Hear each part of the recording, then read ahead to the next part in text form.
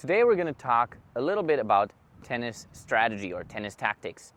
Now, what I want to address here is that most players tend to make one tactical mistake. And that mistake is that they are thinking more about their own comfort than they think about the current situation on the court. Let me dive a little bit deeper into what I just said. So, what I mean by their own comfort is when players hit or make a decision where they're trying to hit the ball to, they usually make that decision depend on what shot they feel most comfortable hitting. So for example, if I'm a player that loves his cross courts, and now I run to a tough shot, I'm more likely to hit a cross court. Now that might be the right moment to hit that cross court, but it might not be.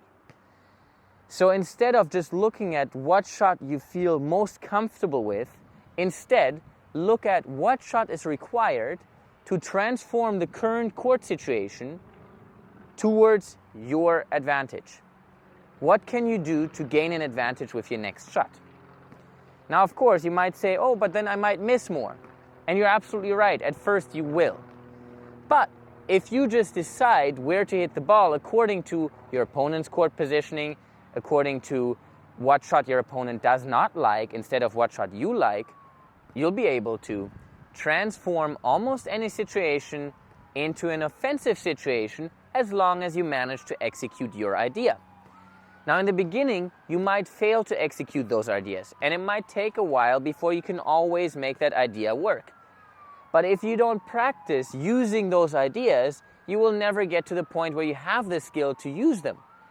So you will always get stuck in using the same exact shot for the same exact moment, which makes you very predictable and makes your game very stagnant. It plateaus. You're not going to improve anymore.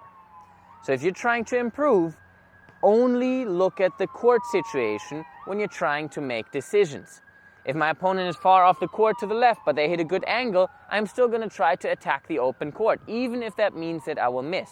Because eventually, if I keep hitting that shot, I will miss it less and less, and I will get to the point where I make more winners than mistakes trying to hit that shot, which means it's going to be a feasible option for me from that point on.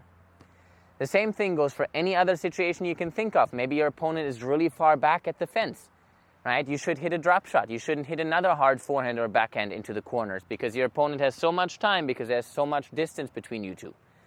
So if you instead hit that drop shot and you learn to hit that drop shot over time, you're going to get more points out of it than you're going to lose.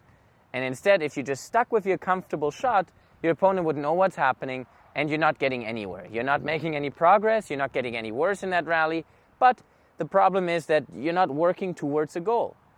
You're just hitting another shot for the sake of hitting a shot. So try to work on using your ideas, even if it means that you're going to make more mistakes, because in the long run, you're going to win more points. Hope you enjoyed this video. Please like and subscribe, and we'll see you guys soon.